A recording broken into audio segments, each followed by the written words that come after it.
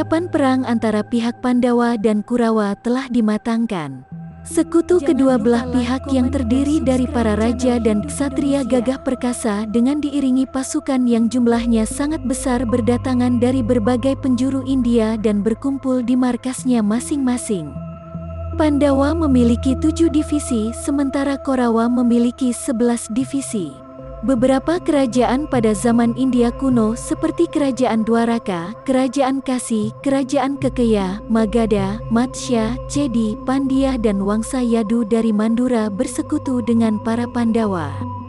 Sementara sekutu para Korawa terdiri dari Raja Pragjyotisa, Angga, Kekaya, Sindudesa, Mahismati, Awanti dari Madhya Desa, Kerajaan Madra, Kerajaan Gandhara, Kerajaan Bahlika, Kamboja, dan masih banyak lagi.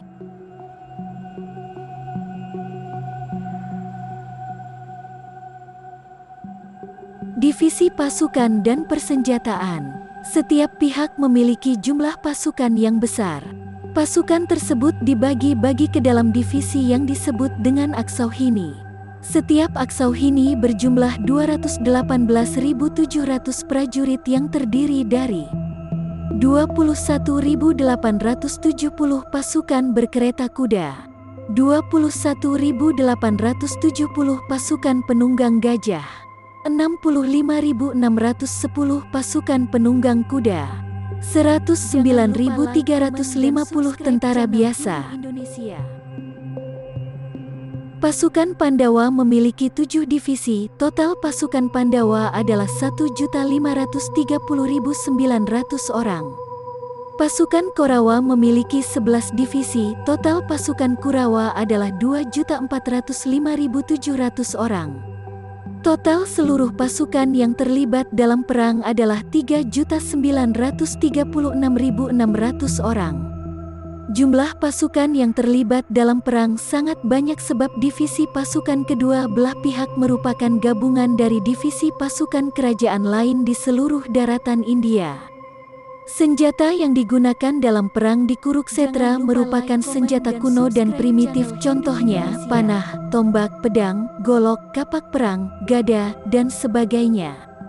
Para ksatria terkemuka seperti Arjuna, Bhisma, Karna, Aswatama, Drona, dan Abhimanyu memilih senjata panah karena sesuai dengan keahlian mereka. Bima dan Duryodhana memilih senjata gada untuk bertarung.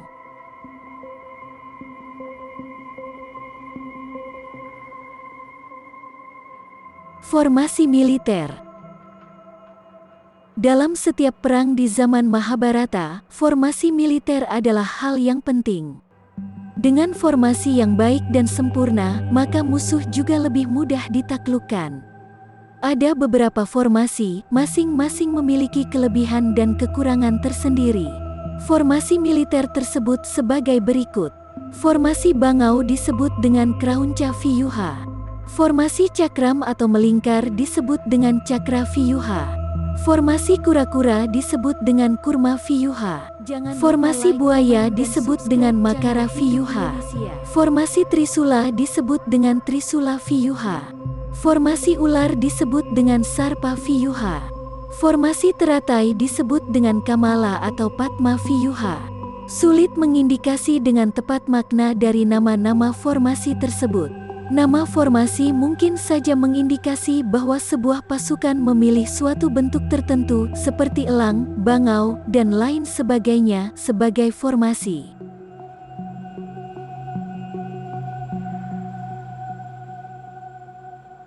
Aturan perang dalam Perang Bharatayuddha.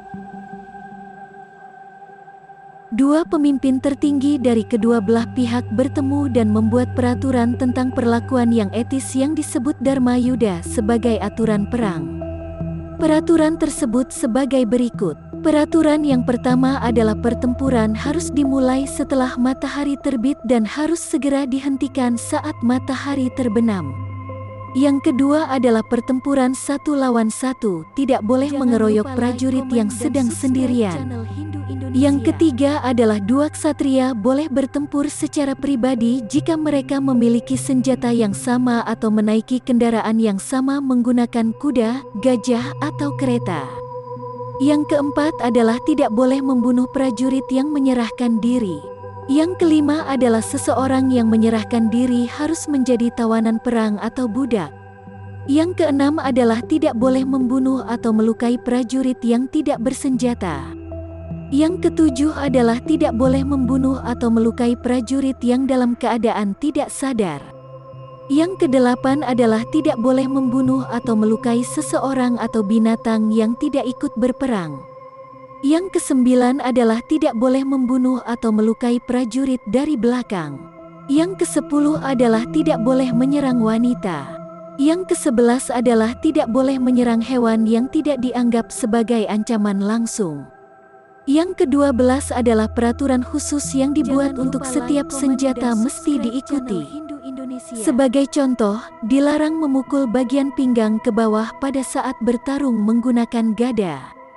Yang ketiga belas adalah bagaimanapun juga para ksatria tidak boleh berjanji untuk berperang dengan curang.